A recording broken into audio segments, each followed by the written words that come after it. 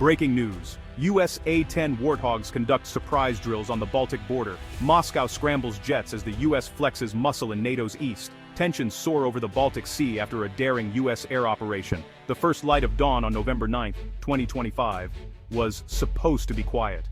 But that silence was about to be shattered.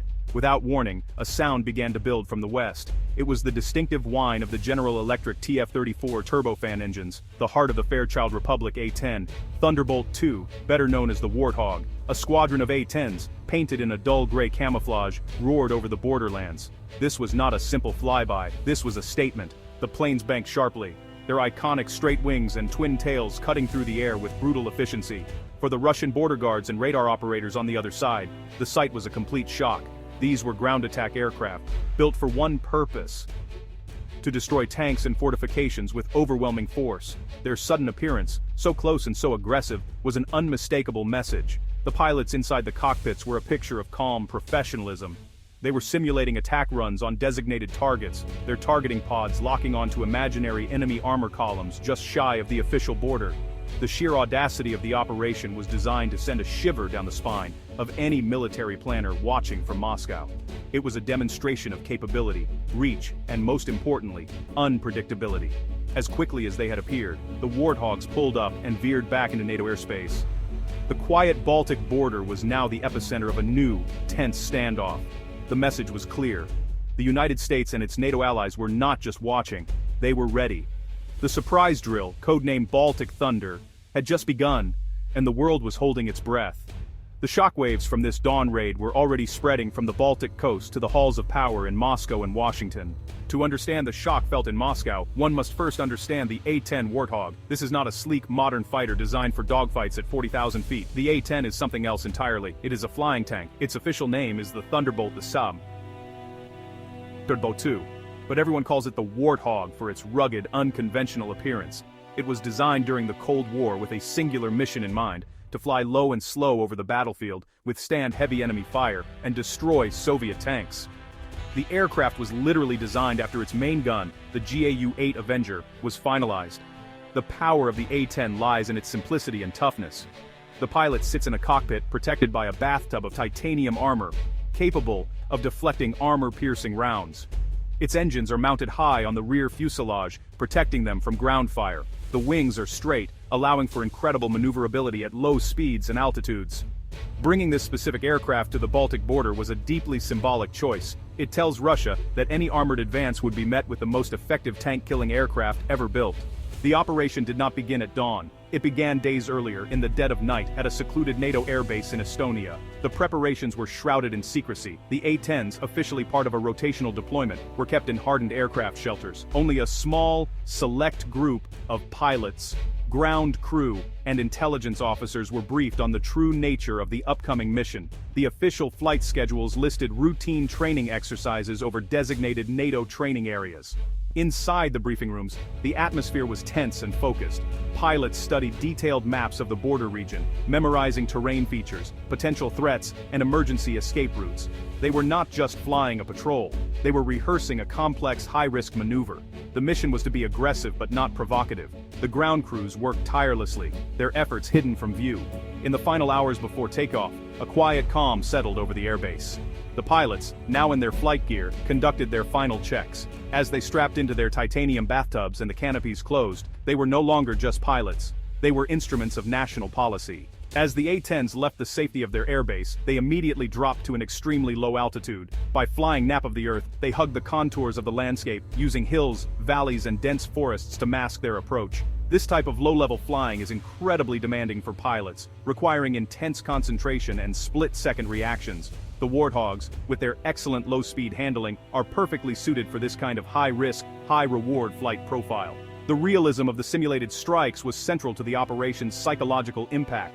As the squadron approached the designated kill box near the border, the pilots began their attack runs. Inside the cockpits, the pilots activated their targeting systems. The heads-up displays lit up with targeting symbology, locking onto pre-planned coordinates. The sound was a weapon in itself.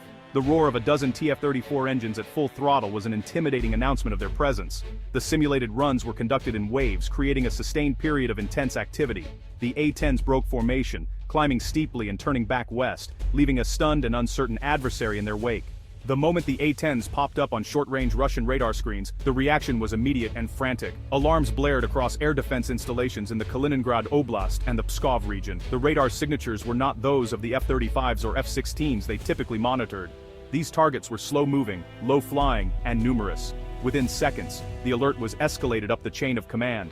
The order was given: scramble!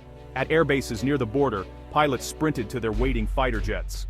The Russian pilots climbed rapidly, their radars scanning the skies for the intruders. But finding the low-flying Warthogs was not easy.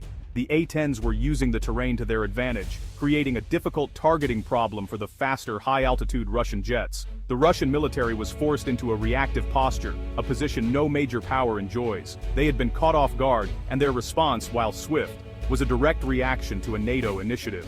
While the A-10s were the visible stars of the show, a silent and invisible battle was being waged in the electromagnetic spectrum. Operation Baltic Thunder was not just about flying jets, it was a sophisticated intelligence and electronic warfare operation. High above the Baltic Sea, a fleet of NATO surveillance aircraft was watching and listening. A U.S. Air Force RC-135 rivet joint monitored all Russian communications. The purpose of this electronic surveillance was twofold: real-time protection for the A-10s and a massive intelligence-gathering opportunity. By provoking a response, NATO forced the Russian military to reveal its capabilities. This electronic dimension added a layer of complexity to the standoff.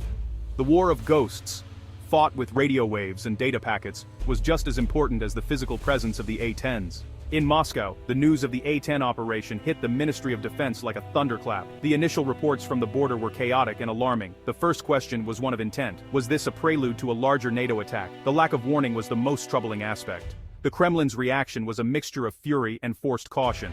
Publicly, the Russian Foreign Ministry issued a blistering statement, condemning the actions of the United States.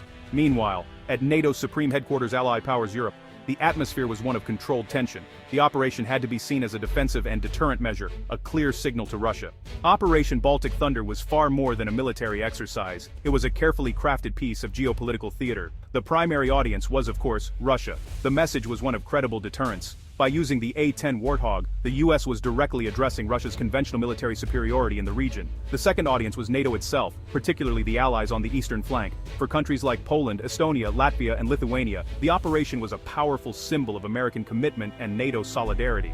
A third message was sent to a global audience, including neutral countries and potential adversaries like China. The operation showcased American military readiness and its ability to project power quickly and unpredictably. Finally, the symbolism of the A-10 itself cannot be overstated. The Warthog is a symbol of grit, resolve, and staying power. In the days following Operation Baltic Thunder, a tense and watchful calm has settled over the region. The A-10s have returned to their regular training schedules, but their presence is now felt more acutely than ever. The Russian fighters are no longer scrambling, but their patrols along the border have visibly increased. The surprise drill has fundamentally altered the psychological landscape. The old, predictable patterns of military activity have been broken. The operation successfully walked a fine line between deterrence and provocation. The risk is that this new, more aggressive posture could lead to a cycle of action and reaction. For the military planners on both sides, the operation has forced a reassessment. NATO has proven its ability to execute a complex surprise operation and has gathered invaluable intelligence. The Baltic border is quiet again, but it is a different kind of quiet. The silence of two opponents staring each other down.